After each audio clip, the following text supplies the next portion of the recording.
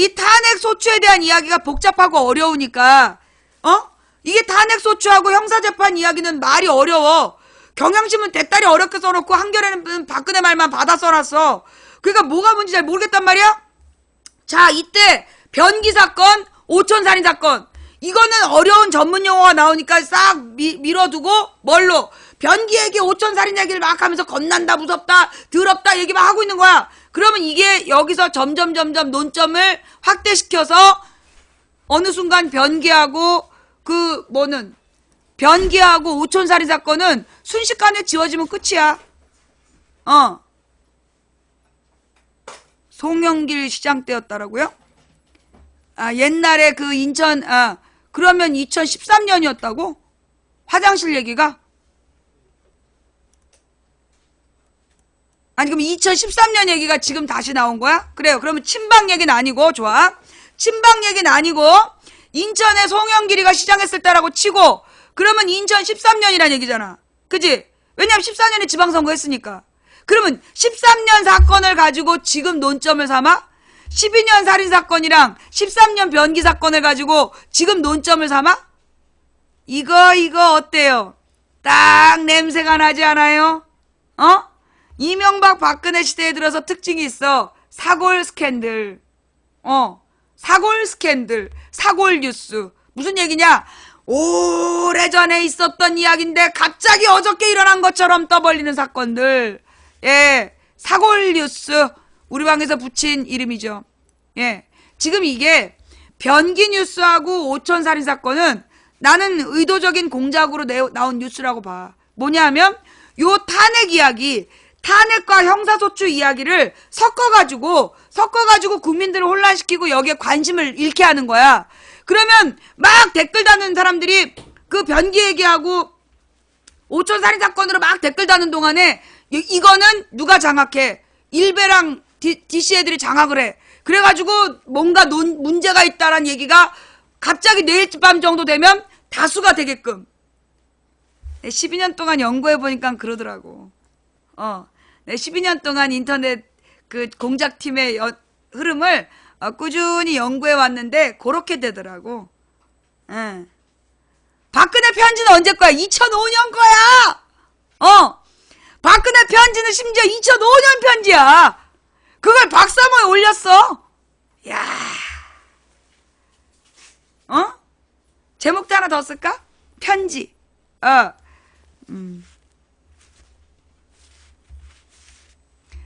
박근혜 변기, 오촌 사건,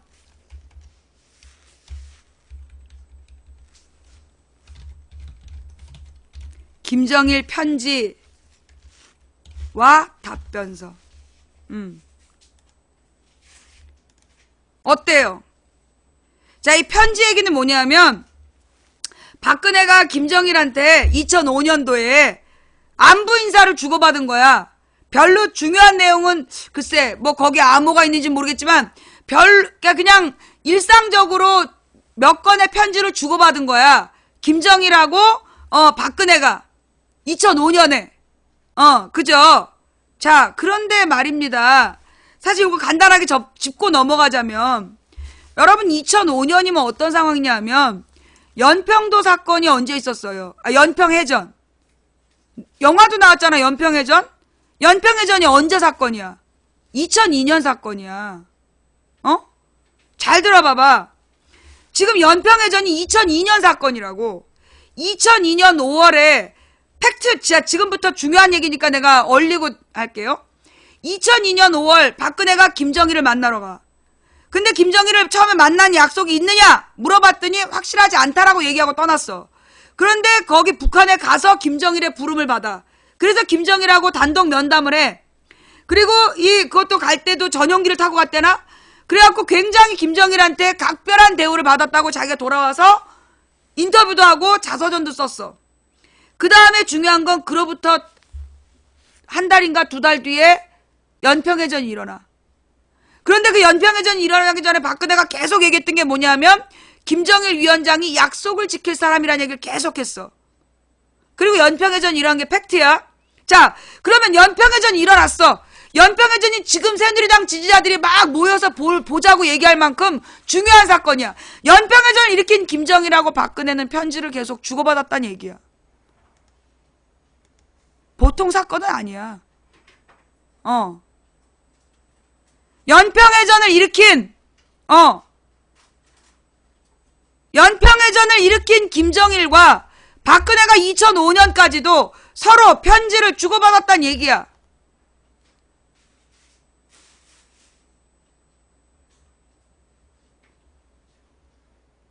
이것도 꽤 큰 사건인데요. 좌우지간 이 이야기도 결국 이 박사모에서 터졌어.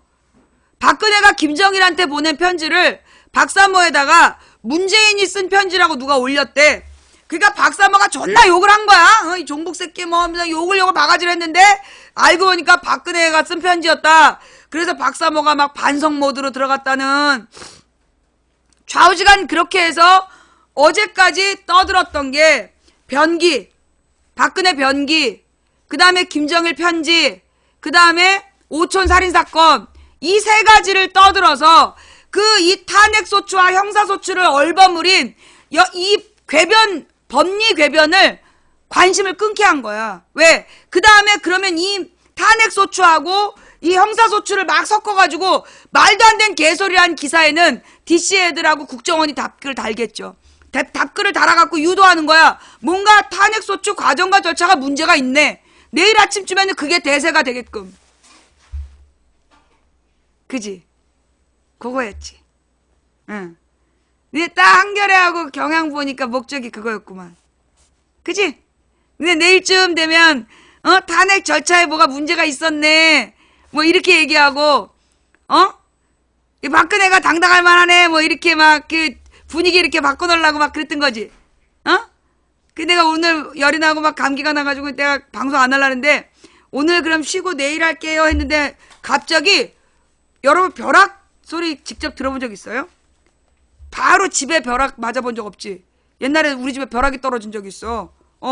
그때 우리 집을 새로 지었는데 단층집들 중에서 우리 집만 높이 지었더니 벼락이 떨어진 거야. 벼락이 칠 때요 뭐가 쪼개지는 소리가 나요. 쫙 그러면서 빠박 그러면서 뭐가 이렇게 쪼개지는 소리가 나. 아까 내가 아침에 채팅창에 오늘 하루 쉬려는 거야. 그래서 그래 그러면 오늘 하루는 쉬겠습니다 이렇게 제목까지 바꿨는데 등줄기에서 벼락이 치는 소리가 나는 거야. 쪼쫙 깜짝 놀랐고 아니야 내가 오늘 4시에 방송한다고. 그 이유가 뭐였냐면 바로 이거였어. 얘네가 그걸 작전으로 그러니까 지금 어떻게 해도 박근혜를 위한 변명이 안 돼. 그렇잖아. 지금 어떻게 해도 박근혜를 위한 변명이 안 되니까 얘네가 물고 늘어지는 게 탄핵소추의 과정에 문제가 있다. 절차에 문제가 있다는 개소리를 하는 거야. 그래서 내가 지금 짚어주는 거예요. 첫째, 형사소추하고 탄핵소추는 법이 다르다. 형사법하고 탄핵법은 법이 다르다. 그런데 지금 박근혜 변호인이 박근혜 대리인이라는 것들이 형사법으로 탄핵법을 갖다가 공격하고 있는 거야. 왜냐하면 우리가 탄핵소추법은 볼 일이 없기 때문에 잘 몰라. 근데 우리가 형사법은 대충 들었단 말이야. 그러니까 우리의 어설픈 법적 상식으로는 얘네 말이 맞는 것처럼 보이잖아. 그걸 노린 거야. 근데 이건 다시 정리해보면 자 예를 들어 형사법하고 민사법은 달라. 형사법은 형벌을 얼마나 줄 거냐를 따지는 법이야. 근데 민사법은 손해배상이나 경제적인 문제를 어떻게 물어줄 거냐를 따지는 법이야. 근데 이제 지금 박근혜네 논리는 뭐냐면 민사소송에 이제 박근혜가 손해배상 재판의 피고야. 근데 원고가 돈 내놔라 이러니까 나를 이걸로 이 재판정에서 나를 징역에 보낼 수 없다면 나는 이 돈을 물어낼 수 없다라고 얘기하는 거야. 자, 여러분 이 말은 민사 재판에서는 징역에 보낼 수 있다 없다? 없어. 징역에 보내는 재판은 형사 재판이야. 근데 지금 박근혜의 논리가 민사 재판에서 나를 징역에 보낼 수 없으니까 나는 이 돈을 물어낼 필요 없다라고 얘기하는 거랑 똑같은 논리라고. 이해가 되지? 내가 반복하니까 이해가 되지? 지금 형사법하고 탄핵법이 달라. 근데 박근혜가 형사법으로 탄핵법이 뭔가 문제가 있다고 공격을 하고 있는 거야. 그런데 이건 정확하게 그럼 다른 비유를 들어보면 지금 박근혜가 민사소송에 예를 들어 민사소송의 피고인 주제에 자기를 민사소송으로 징역에 보낼 수 없으니까 자기는 민사소송에 손해배상을 할 필요가 없다고 우기는 거랑 똑같다고. 탄핵소추의 대상이 되는 것과 형사소추의 대상이 되는 건 다른데 자기를 형사소추할 수 없으니까 탄핵소추도 못한다라고 우기고 있는 거야. 자, 어때? 이해가 딱 되지? 쟤네들의 개 논리가 이해가 되지? 개접받는 논리가 싹 이해가 되지 않아? 근데 여러분, 이것도요, 저도 지금 알았어요. 예. 저도 솔직히 기사 처음 읽을 때 뭔 말인지 몰랐는데요. 지금 딱 방송 중에 깨달았어요. 요게 얘네들의 논리인 거야. 지금 막 형사법하고 탄핵법을 막 섞어가지고, 지금 광란에 난리굿을 하면서 국민들 한번 오늘 밤에 후려보겠다라고 했던 거야. 근데 여러분에겐 누가 있어? 그분의 말을 전해주는 망치가 있어. 예. 자, 오늘 밤 석희 오빠가 이 부분을 어떻게 설명하나 봅시다. 오늘 밤이 아니면 내일이라도 설명해 주시겠죠? 예. 지금 쟤네가 이번 탄핵 심판에 대해서 뭔가 박근혜에게 명분을 주려는 거야. 그래서 국민들이 잘 모르는 어려운 얘기를 막 섞어가지고 그래서 뭔가 그 탄핵 소추 자체가 잘못됐다. 과정과 절차가 잘못됐다라는 주장을 하고 있는 거야. 자, 두 번째 쟤네 논리가 뭐냐면 그 법사위를 거치지 않고 탄핵안을 가결시켰으니 절차상의 문제가 있다는 거야. 근데 그 말을 다른 비유로 들어보면, 자, 예를 들어, 자, 자수하라고 기한을 줬어. 근데 이놈이 자수를 안 했어. 그러다가 현행범으로 체포가 됐어. 근데 이놈이 체포된 다음에 나 자수할래 이런 거야. 그러더니만 이게 재판에 가서 나는 자수한다고 그랬는데 내 자수를 받아주지 않았으니까 이 형사재판은 무효다라고 외치면 때려 죽이고 싶겠지. 지금 박근혜가 하는 짓이 그거야. 탄핵의 절차상 법사위원회를 안 거쳤기 때문에 절차에 문제가 있다라고 주장하는 건 바로 그거야. 자수할 기회를 줬는데 자수 안 하고 현행범으로 체포를 했더니 그때 가서 자수를 하겠다고 얘기해놓고 자수할 기회를 안 줬으니까 이거는 과정과 절차가 잘못됐다라고 외치는 거랑 똑같은 얘기를 하고 있다고. 왜냐하면 2004년에 노무현 탄핵할 때 법사위원회를 거치거나 거치지 않는 건 중요하지 않다라고 이미 헌재에서 얘기했기 때문에. 자, 완벽하게 이해가 되지. 그죠? 자, 솔직하게 불어. 아까 처음에 경향신문에서 탄핵소추, 형사소추 얘기 나왔을 때는 잘 몰랐는데 망치 부인의 두 가지 설명을 듣고 나니까 아, 이게 그따위 주장을 하고 있구나. 개어그로를 끌고 있구나. 이해가 되죠? 그죠? 나도 지금 알았어, 씨. 나도 지금 알았어. 솔직히 얘기해가지고 그 답변서라고 내가 아침에 적긴 적었는데 답변서에서 뭘 얘기해야 될지 몰랐거든. 근데 이 얘기가 그 얘기네. 기사 두 개를 딱 갖고 왔는데 그게 그 얘기였어. 그 기사 두 개 딱 보고 아, 얘네들의 전술이 이거구나. 예. 어때요? 이제 저것들이 뭐라고 탄핵의 절차의 문제를 얘기하건 형사법의 논리를 가지고 변론하려고 하건 이것들이 확 개젖을 빨 것들이. 지금 헌법재판관이 일반 판사야? 이 얘기는 다른 말로 얘기해가지고 박근혜한테 가서 왜 동작노릇 제대로 안 하냐고 따지는 거랑 똑같은 거야. 아니야, 박근혜는 지금 끝났으니까 그래, 그 황교안한테 가서 너 왜 동장의 임무를 똑바로 안 하느냐고 따지는 거랑 똑같다고. 동장은 행정부 제일 말단이야. 총리는 제일 윗대가리고. 그런데 지금 황교안이한테 가서 너 왜 동장의 역할을 제대로 못하냐. 지금 탄핵 재판인데 형사재판의 변론 논리를 들이댄다는 건 바로 그거랑 똑같은 거라고. 헌재는 입법부, 행정부, 사법부 위에 있는 기관이야. 그런데 이 헌재에 가서 일반 형사법으로 지금 막 논리를 핀다는 얘기는 야, 너 왜 동장일 안 해? 동장일. 총리 새끼가 왜 동장일 안 해? 그거랑 똑같다고. 말이 앞뒤가 안 맞다고. 이거는 지금 김기춘의 작품일 가능성이 크다. 예. 추측하건데 이건 예. 여러분 왜 또 업을 안 하셨어요? 지금 1900명이 또 업을 안 했다고 난리가 났어. 자, 예, 아직까지 업을 안 하신 1900분께 빨리 업을 부탁드리면서 김기춘이 했던 짓이 그거야. 헌법을 긴급명령 따위로 마비시켰다니까? 어떠한 경우에도 존엄한 가치를 지키기 위해서 만들어진 헌법인데 긴급명령 따위로. 명령이면 뭐야? 헌법 밑에 법률 밑에 명령이야. 근데 긴급명령, 긴급조치라는 거죠. 긴급조치라는 걸 가지고 헌법을 제한하는 그런 개짓거리를 했던 게 김기춘이야. 지금 박근혜 저 변론 논리는 김기춘의 논리일 가능성이 크다. 저런 놈들이 대한민국의 법을 주물러 왔다는 거야.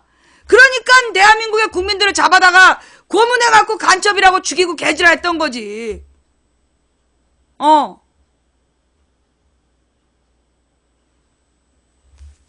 대한민국의 법조인들이 여기에 대해서 어떻게 하는지 두고 보자고.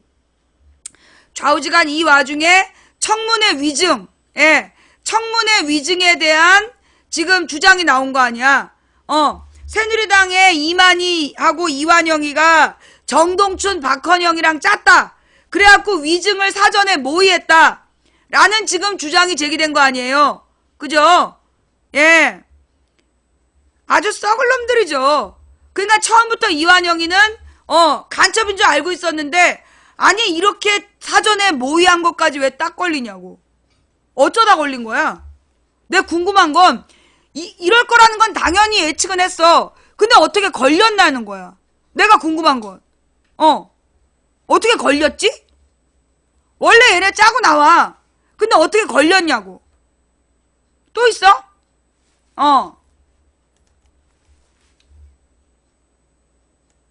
잠깐만요.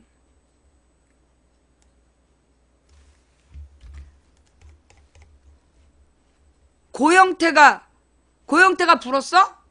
노승일이 부른 거 아니고? 고영태가 불었어요? 노승일이 불었어요? 친박 특유간사 이완영도 위증교사 파문확산. 노승일 K재단 부장이 이완영이 이사장을 통해서 박헌영에게 위증을 교사했다. 국회 국정조사특위 새누리당 위원인 이완영 새누리당 위원 이만희 의원에 이어서 새누리당 간사 이완영도 위증을 교사했다는 폭로가 나와 파문이 확산되고 있다. 이만희, 이완영 모두 친박이다.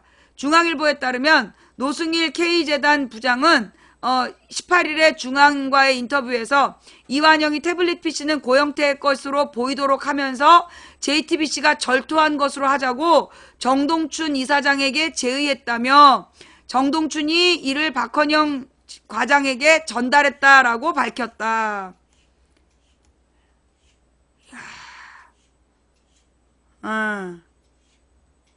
13일의 인터뷰 내용이 15일 청문회 그대로 나왔다.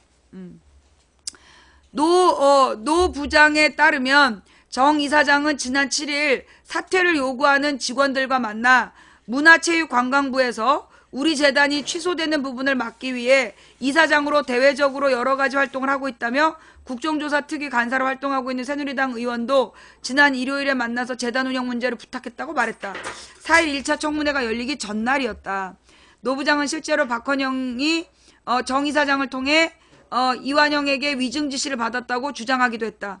박헌영은 정 이사장이 이완영 의원한테 전화를 받았다. 이후 나를 불러 이 의원의 제안이라며 K사무실 책상에 있던 태블릿 PC를 JTBC가 절도한 것으로 해서 언론사 인터뷰를 하면 좋겠다라고 했다며 정 이사장이 내게 그 태블릿 PC를 고영태가 들고 다니는 걸 봤다. 고영태가 전원 연결잭을 사오라고 하는 것도 들었다는 진술을 하라고 했다고 말했다고 노 부장은 전했다. 노 부장은 박 과장이 투덜거리면서 이러한 사실을 나한테 직접 털어놨다면서 경위는 알 수 없지만 전해 들었던 내용의 상당 부분은 청문회에서 재현됐다고 덧붙였다. 그는 또 박 과장이 12월 6일 K재단 노조회의에서 정 이사장이 이완영 의원을 함께 만나러 가자고 전화를 했는데 일이 있어서 못 갔다고 말했고 이 말은 다른 노조원도 들었다라고 주장했다. 그는 박 과장도 사실 이러한 작업에 얽히는 것을 꺼려하는 것 같았다며 본인이 아는 부분을 말할 수 있지만 언론사를 상대로 절도로 언급하는 것은 심각한 위증이 될 것이라고 우려했다고 덧붙였다. 이에 대해 이완영은 12월 4일 고교 후배 정동춘 이사장을 만난 것은 사실이다. 하지만 그 얘기를 내가 정 이사장에 한 것이 아니다. 박헌영이 태블릿 PC가 고영태 것이라고 한다는 취지로 정 이사장이 말해 내가 들은 내용이다. 청문회와 관련해서 문의할 게 있다고 해서 만났다라고 주장했다. 보도로 접한 국민의당 부대변인은 19일 논평을 통해 사전에 입을 맞춘 게 아니라면 어떻게 구체적인 질의응답 예측이 가능했는가라고 국민들은 합리적인 의심을 갖기에 충분하다며 친박이 조직적으로 위증을 지시한 게 아니냐라는 의혹을 제기했다. 나는 이 노승일이라는 사람이 궁금해. 이 노승일이라는 사람은 왜 이 모든 걸 다 알려주는 거야? 이 노승일이라는 사람은 왜 이 모든 걸 다, 아까 지난번에 그 최순실이가 큰일 났네 뭐 이런 얘기, 그러면서 타블렛 PC 조작하라고 했던 그 녹음 파일도 노승일의 목소리였단 말이야. 예. 근데 이 노승일이, 그러니까 이 노승일이라는 사람이 박영선에게 그 녹음 파일을 제공한 사람인데, 이 사람이 이 모든 이야기를 알 정도로 그 내부에 깊숙이 있었던 사람인데, 이 사람이 이 모든 거를 다 알려주는 이유가 뭐지? 녹취도 노승일이고, 이 사람이 이명박 사람이야? 그냥 고영태 친구야? 노승일하고 고영태가 동창이고, 고영태의 최대 동기. 그러니까 노승일이 어떤 배신을 당한 거야? 고영태한테 아니면 최순실한테? 하여튼 좌우지간 지금 이제 이 노승일이라는 사람을 을 통해서 너무 고급 정보가 나오고 있어. 이게 막 나를 들었다 놨다 해. 그러면 이거는 둘 중에 하나인데, 첫째는 그 노승일이라는 사람이 그 이 최순실 일파로부터 잔혹한 배신을 당해서 모든 이야기를 공개했을 가능성이 있다라는 게 첫 번째 가능성이고, 두 번째는 노승일을 누군가 뒤에서 봐주는 사람이 있는 거 아니냐.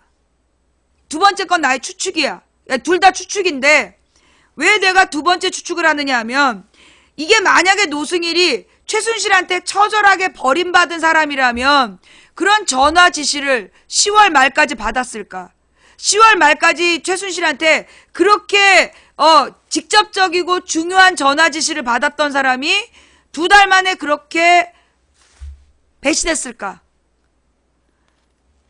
그래서 난 혹시 노승일을 이명박 쪽에서 제공하고 있는 거 아니냐, 노승일의 정보를. 노승일의 정보, 아주 이거 고급 정보거든? 노승일의 정보는 되게 그 고급 정보인데, 저 내용을 이렇게 다 시기적절하게 다 공개를 한다는 거는 명박이 쪽에서 명박이 아바타를 세우려는 쪽에서 지금 노승일 쪽에 정보를 제공하는 게 아닐까라는 소설이지. 순전히 소설이야. 근거도 없어. 증거도 없고 그냥 문득 든 그런 거 아닐까라는 호기심이지. 사실이란 건 아니고. 난 사실이라고 얘기한 적 없어.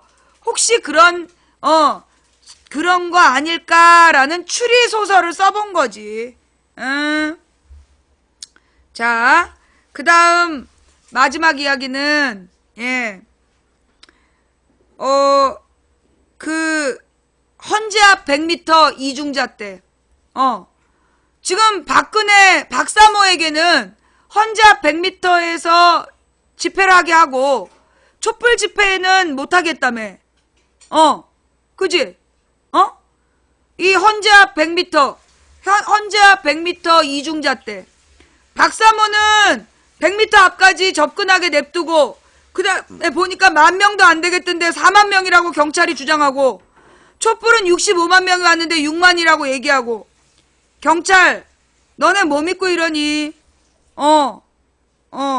지금 아직도 경찰이 정신 못 차린 거죠? 자, 이건 다른 말로 그 다음 나는 이 박사모의 모임 말이야, 박근혜 지지자들의 이 모임, 나는 이것도 계획됐다고 봐. 왜냐하면요, 쟤네 조직이 그렇게 빨리 못 모여. 쟤네 조직이 일주일 만에 10,000명을 못 모은다고. 내가 알고 있기로는 10,000명을 모으기 위해서 조직책이 움직이려면 적어도 이미 한 달 전부터는 준비해야 돼. 응. 예. 그러면 나는 이번에 박사모 모임을 보면서 아, 이게 짜여진 레파토리구나. 준비된 거라는 거야. 내가 볼 때 이거는 그랬잖아, 여러분. 생각해봐. 우리 처음으로 돌아가서 차라리 탄핵을 하라는 박근혜, 탄핵을 먼저 외쳤던 종편, 탄핵을 서둘렀던 새누리당, 그리고 탄핵이 되자마자 일주일이 안 돼서 10,000명을 모아서 나온 박근혜 지지자들. 이건 내가 볼 때 짜여진 모임이야. 내가 볼 때 이미 치밀하게 사전에 준비된 일정을 이제 그러니까 사람은 다 모아놨고 시간만 정해준 것 같아. 예. 그 다음에 지방에서 버스가 100대가 왔다는데요. 여러분 100대면요 4,000명 정도 돼요. 근데 어떻게 40,000명이 되나? 아니 박사모 버스는 한 대에 400명씩 실는 버스야? 버스가 막 무슨 해리포터에 나온 버스를 막 늘어났다 높아졌다 막 그런 버스야? 한 대에 막 400명씩 태우는 버스야? 100대에 어떻게 40,000명이 와? 100대 왔으면 4,000명 왔다는 얘기예요. 왜냐하면 오면서 무슨 떡이니 뭐니 이런 것도 싫기 때문에 45명씩 꼭 태워서 안 실어. 무엇보다 그 박사모 버스 페북에 떠있는 사진 봐봐. 꽉 안 채우고 한 30몇 명 타갖고 오잖아. 그러면 최대치가 4,000이야. 버스 타고 온 게. 그 다음에 지방에서 올라온 거에다가 서울에서 모집을 했다 쳐도 그게 많이 모이면 5,000이야. 그러면 아무리 많아도 10,000명 이상이 안 되는데 아니 우리 촛불이 거기 있으면 10,000명이라 그러더니 10,000명이 안 된다 그러더니 2,000명 우리 촛불이 거기 가득 채우면 2,000명이라 그러고 박사모가 가득 채우면 40,000명은 어디서 만든 계산법이야. 예. 자, 좌우지간. 그래서, 그 10,000명이 안 된다라고 보고요. 예. 그 일당 얘기는 함부로 하지 마세요. 예, 그 일당 얘기 함부로 하지 마세요. 정확한 증거가 없기 때문에 돈을 받았다는 증거를 잡기 전까지 그들이 돈 받고 모였다고 얘기하지 마세요. 예. 여러분, 그거는요, 위험한 발언이에요. 솔직히 얘기해가지고, 저 사람들이 당원일 수도 있어. 새누리 당원일 수도 있고, 그 다음에 오래된 박근혜의 덕을 본 사람들일 수도 있고, 그 다음에 박근혜가 조직적으로 지원해줬던 단체 소속원일 수도 있는 거야. 그럼 이런 사람들은 일당을 받고 나오지 않을 수도 있어요.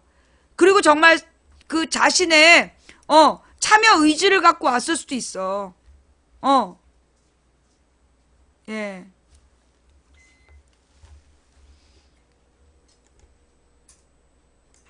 잠깐만요. 그러니까 일당이 얼마다 그런 얘기는 하지 마시고요. 예.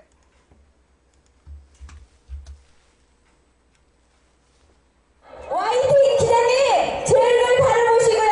여기가 10,000명밖에 안 됩니까? 카메라 찍어갖고 가서 지금 바로 들어온 뉴스가 YTN에서 10,000명밖에 안 한다고 했답니다. 말도 안 됩니다.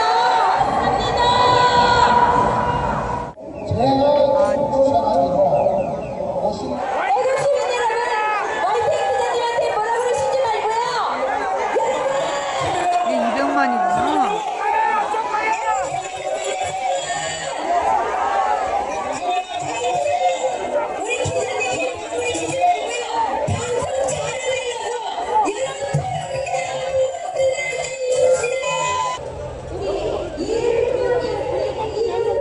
만 명이네, 10,000명. 지금 보도 나오고. 세력이 됩니까?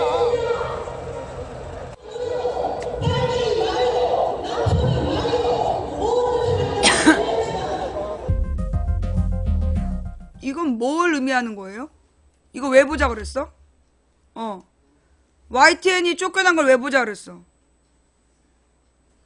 근데 좌우지간 박근혜 지지자들의 모임의 특징이 뭐냐? 절대 옥상샷이 없다는 거. 박근혜 지지자들이 4만 명 모였다라는 경찰의 보도만 있을 뿐 절대 옥상샷이 없어. 왜냐면 옥상샷이 나오면 바로 이게 촛불하고 비교가 되기 때문에 예. 박근혜 지지자들의 모임은 옥상샷이 없다는 거죠. 예. 풀샷도 없고. 네. 근데 나는 그런 생각이 들었어. 그 이제 박근혜 지지자들이 이렇게 행진을 하러 가는데 뭐야? 예. 박근혜 지지자들이 행진을 해서 가는데 피켓을 들고 박근혜 구속이라고 이렇게 써 있었단 말이야. 근데 별로 화를 내지 않는 걸로 봐서 그분들의 신념에 따라 왔을까라는 생각은 잠깐 들었어요. 좌우지간. 예. 어쨌거나 이 박근혜 지지자들이 모임은 언제나 경찰에서 발표된 숫자만 있지 그 옥상에서 찍은 샷이 없다는 거. 그리고 주장만 해. 근데 중요한 건 와, 뭐 몇만 명이 모였다라고 얘기하는데 태극기 끝에까지 다 보여. 사실 태극기 숫자를 잘 세보면 몇 명인지 알 수 있는데. 예.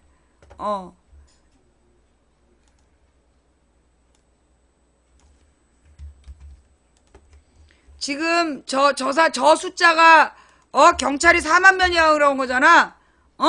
촛불 저기 예. 지금 저 숫자를 조금 아까 보였던 그 박사모 숫자를 4만 명이라고 얘기했어. 자, 그렇다면 우리 촛불은 얼마 정도 될까요? 네. 박태로 현재는 탄핵하라 함성 시청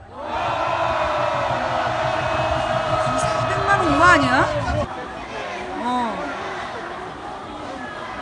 저 정도면 400만 될 것 같은데? 4천만인가? 아까 10,000명이라고 소리를 질렀던 사람들이 4만 명이라면 이 정도면 한 4천만 될 것 같은데? 아니야. 이건 한 4억 될 것 같아. 우리가 중국 인구의 40%를 먹고 들어가는 거야, 이거 지금? 한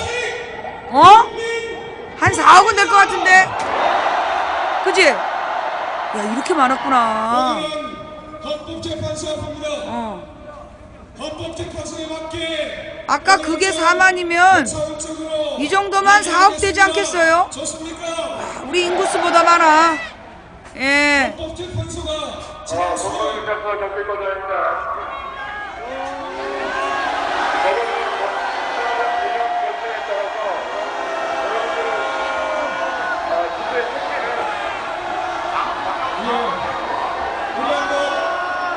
국민을 아직도 무시하고 있는 경찰을 향하여 힘차게 야유 한번 하겠습니다. 야유 시작. 저 봐봐, 저 숫자 봐봐. 우리는 아직도 독재 권력에 빌붙어서 국민을 무시하는 경찰을 반드시 청산할 것입니다, 여러분.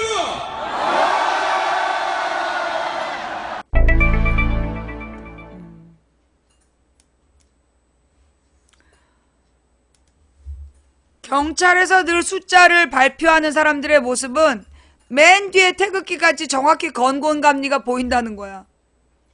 정말 특이하죠? 그 경찰이 얘기하기를 촛불이 6만, 박사모가 4만이 왔대. 근데 촛불은 얼굴이 안 보인다는 거야. 끝쪽은 안 보여, 아예. 점으로 보여. 근데 이 박사모 모임은 맨 끝에 태극기의 건곤감리까지 정확히 보인다는 거야. 네. 만약에 그 박근혜 지지자들이 4만이 모였으면 내가 볼 때 저 촛불은 4억 내지 40억이야. 그죠? 예.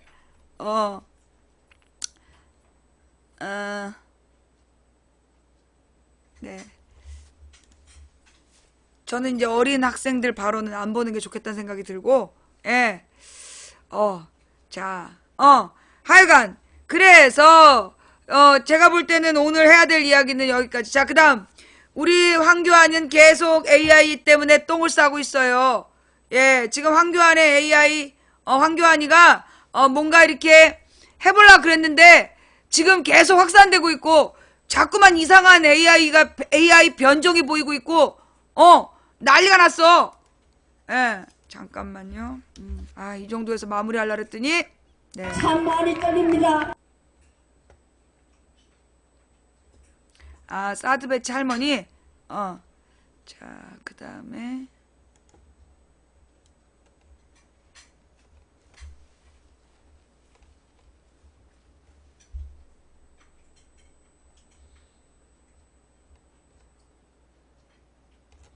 아니, 아까 신대철 얘기가 있었는데.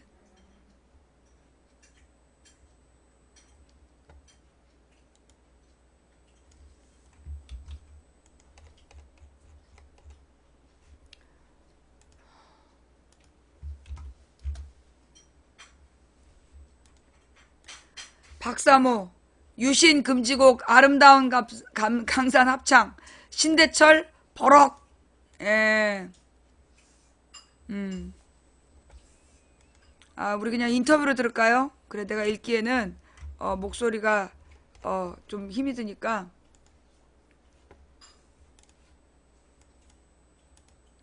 광고 나올 겁니다.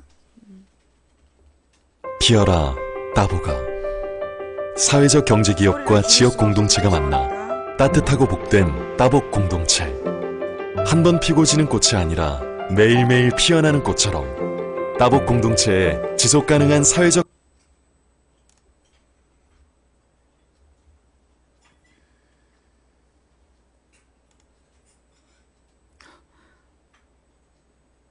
들을 수가 없네?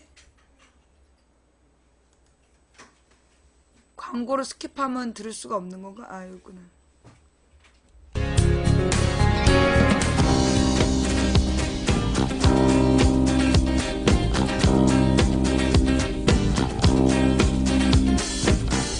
하늘은 파랗게 구름은 하얗게 실바람도 불어와 부는 내 마음. 지금 흐르는 이거 한국락의 대부 신중현 씨가 부른 아름다운 강산이죠. 근데 요즘 이 노래가 박 대통령 탄핵에 반대하는 보수단체들의 집회에 자주 쓰이고 있습니다. 그러자 신중현 씨의 장남이자 기타리스트인 신대철 씨가 보수단체는 이 노래를 불러서는 안 된다. 기가 찬 광경이다.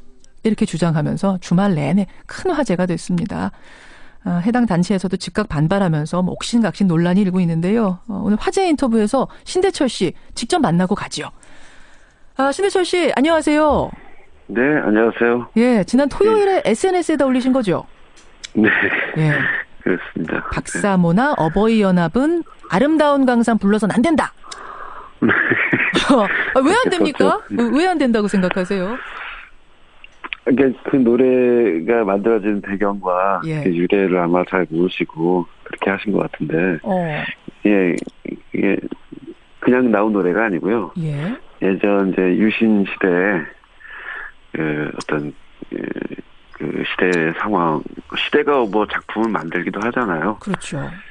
그 시대의 어떤 걸 하나의 일종의 저항으로서 만든 노래인데 그 노래를 지금 그쪽에서 부르신다는 게 참 뭐 안 맞잖아요, 뭐가 좀. 그러니까 박정희 정권에 대항해서 박정희 독재 끝내라, 박정희 찬양 그만하라라고 만든 노래를 그것도 모르고 박정희 대통령의 딸을 옹호하는 집회에서 쓰이고 있는 게 좀 아이러니다. 그 노래가 뭐 굳이 그렇게까지 해석할 필요는 없는데요. 예. 당시에 이제 어떤 일이 있었냐면은 이제 당시 이제 박정희 대통령 측에서 청와대라고 하면서 전화가 왔었다고 해요, 아버지한테. 네, 그런데 이제 거기서 이제 얘기한 내용이 뭐냐면은 이제 정권 찬양가에 이제 박정희 찬양가를 만들어 달라. 이제 이런 제안을 했던 거죠. 신중현 씨한테 박정희 네네. 찬양가를 만들어 달라. 네네. 그런데 이제 아버지는 이제 그걸 거절을 했었고요.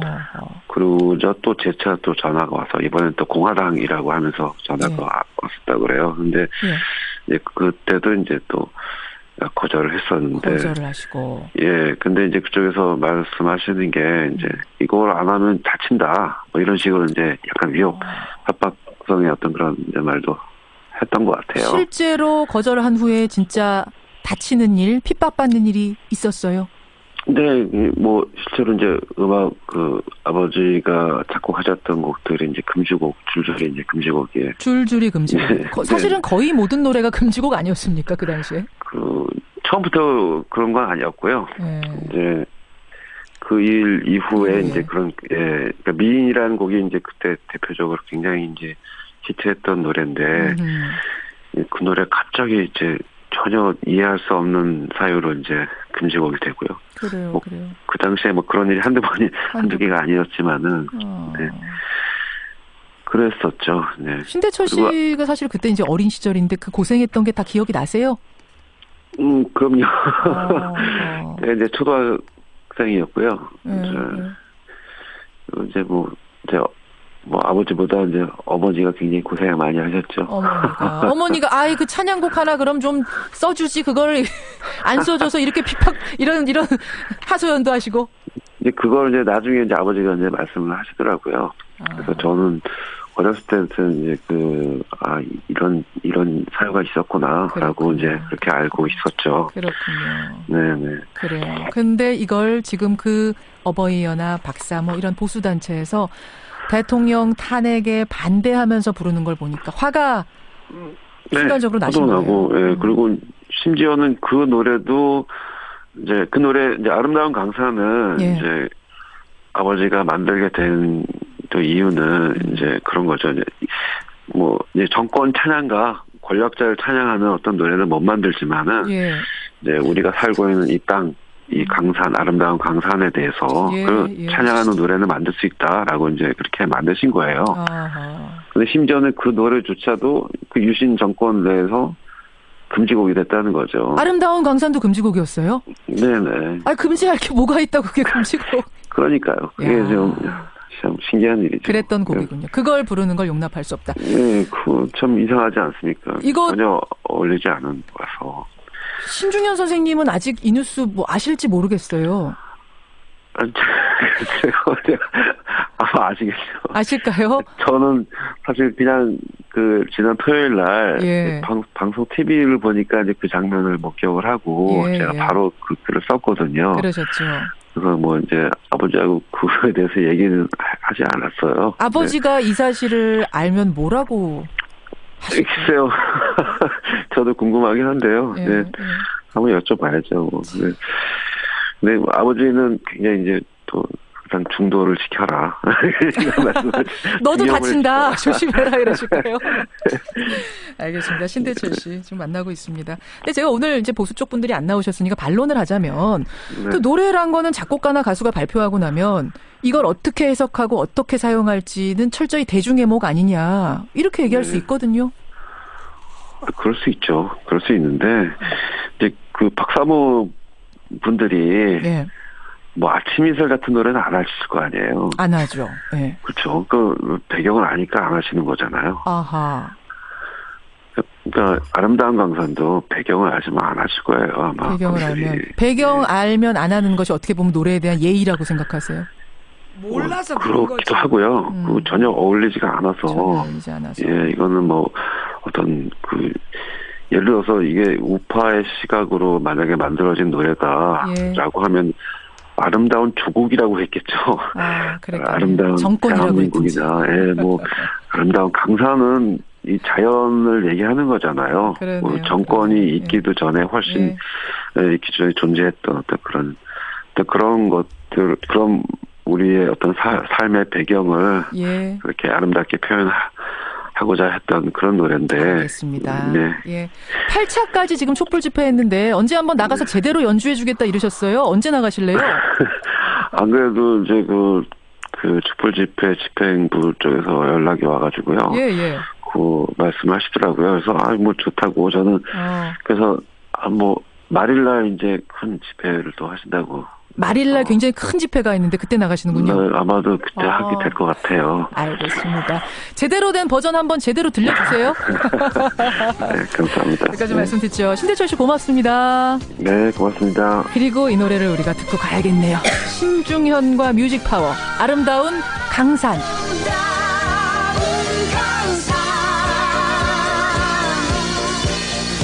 너의 마음 나의 마음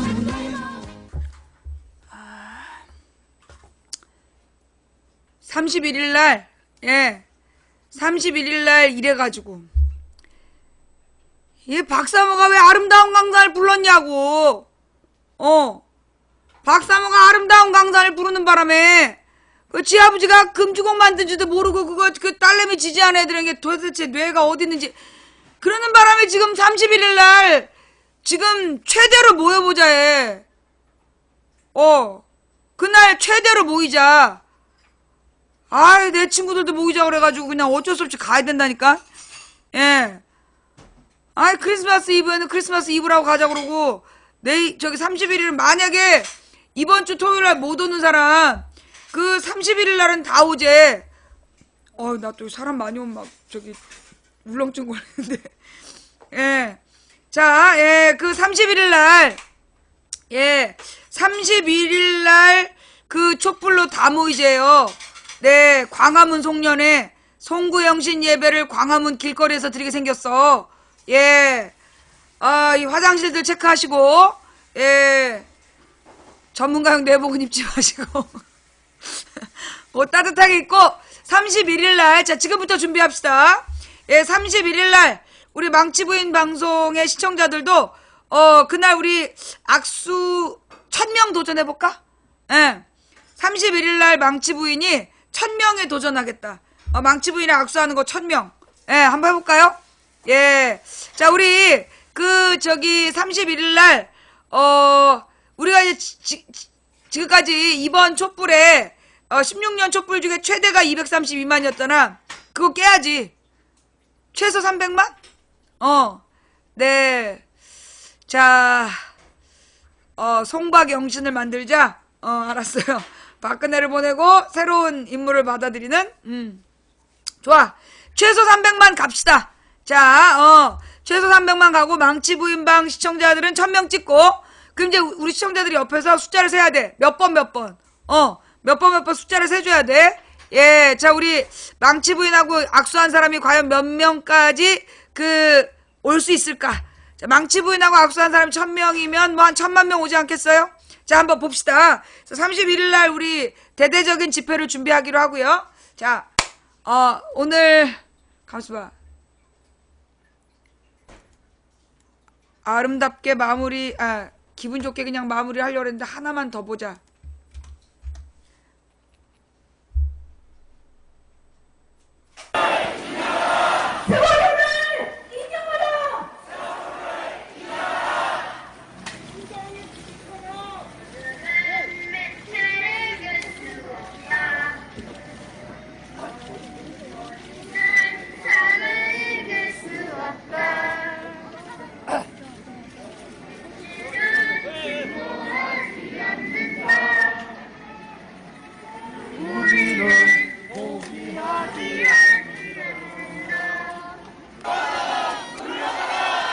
박근혜를 구속하라!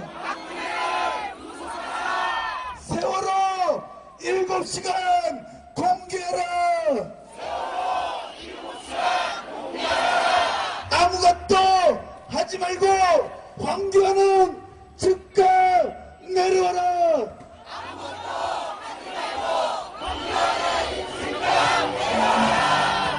그리고 어떻게든 황교안이 대통령 노릇을 하려고 합니다. 함께 외치겠습니다. 황교안은 물러가라! 황교안은 물러가라! 박근혜가 아직도 버티고 서서 헌재에 자신의 책임이 없다는 입장서를 내고 있습니다. 용서할 수 있겠습니까? 함께 외쳐보겠습니다. 박근혜를 구속하라!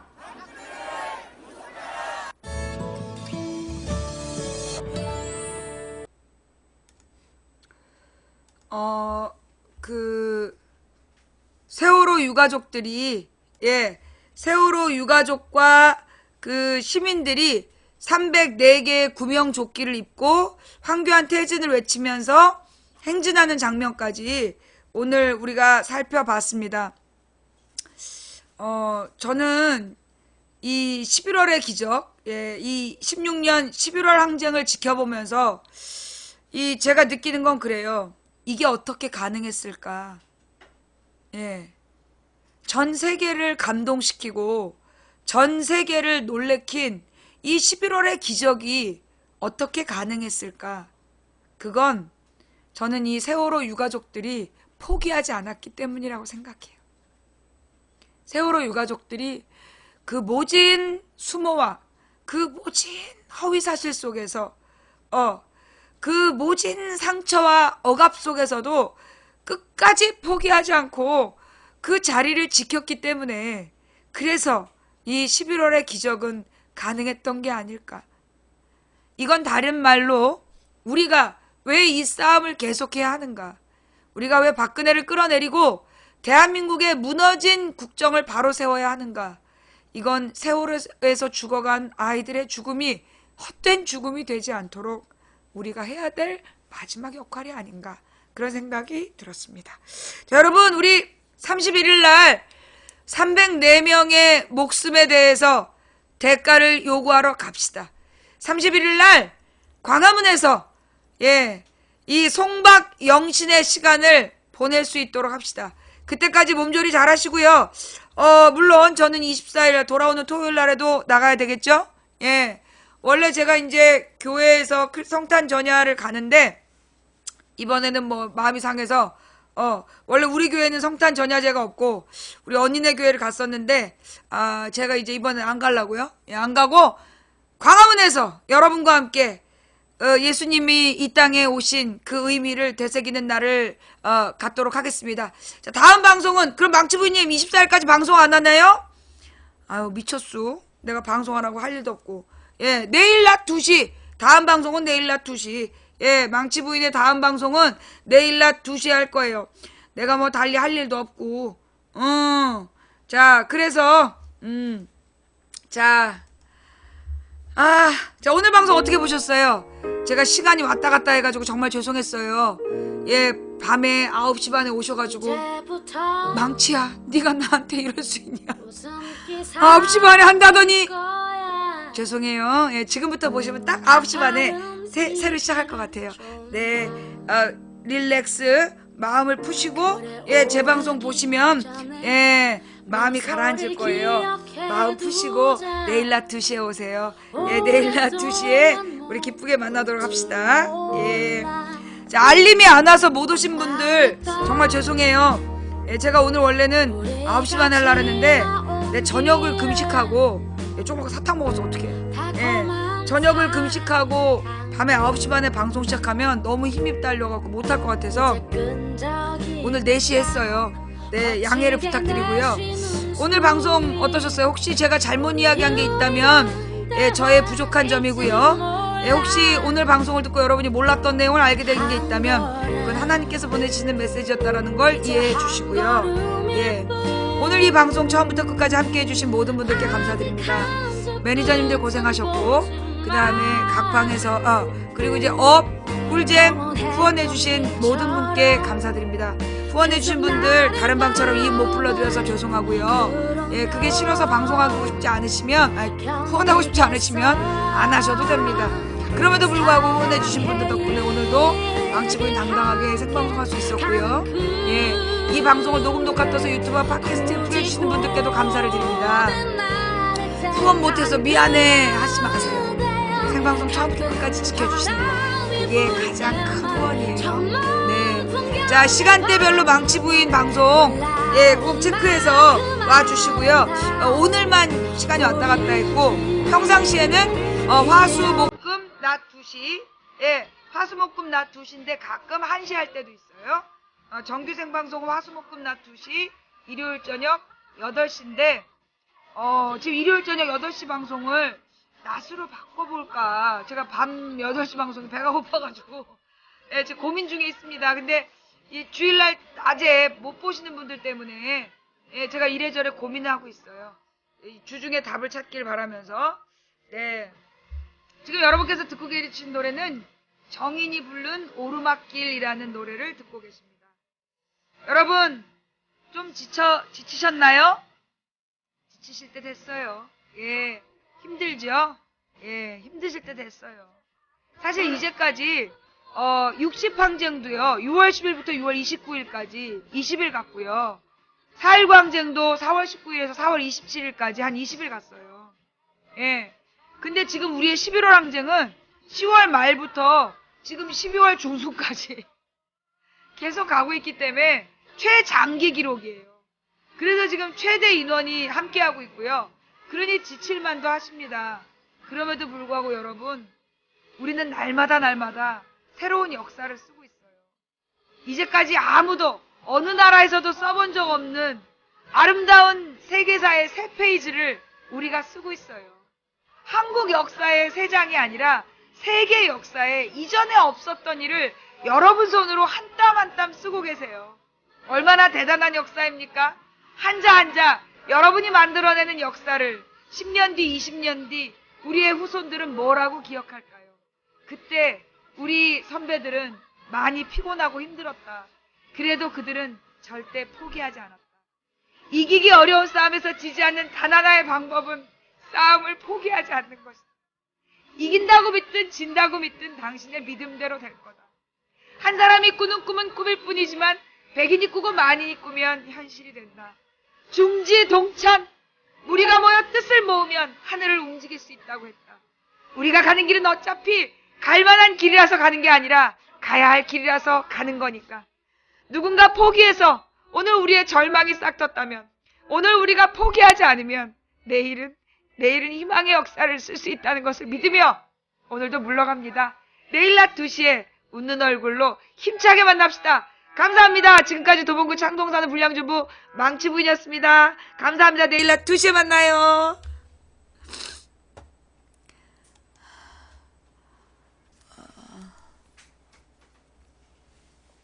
고맙습니다, 여러분. 자, 이제 녹방 틀어드릴게요. 제 중계방에 계신 분들 본방으로 와주세요. 나갔다 오시면 됩니다.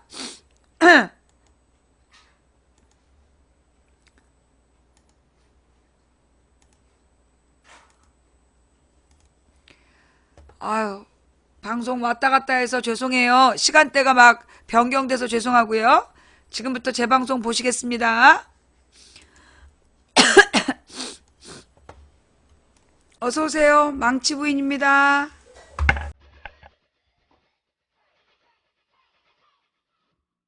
안녕하세요. 서울 도봉구 창동사는 불량주부 망치부인이 운영하고 있는 생방송 시사수다방에 오신 것을 환영합니다.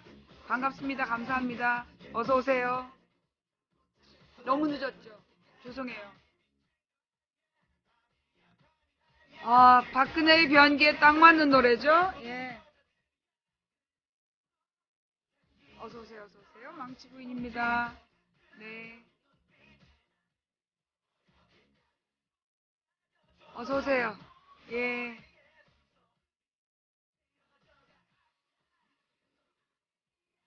박근혜의 변기를 보면서 느끼는 건데, 너네 미친놈들 아니야? 잠깐 왔다 간다고 그래. 어? 잠깐 왔다 간다고 변기를 뜯어 고치고.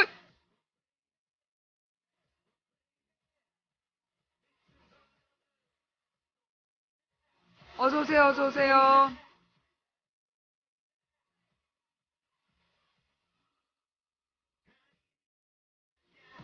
어서오세요. 예. 반갑습니다. 감사합니다. 네.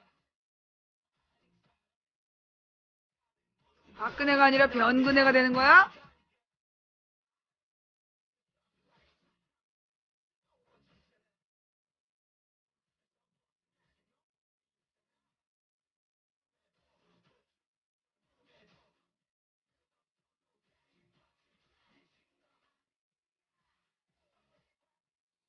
어서오세요. 망치부인입니다. 예.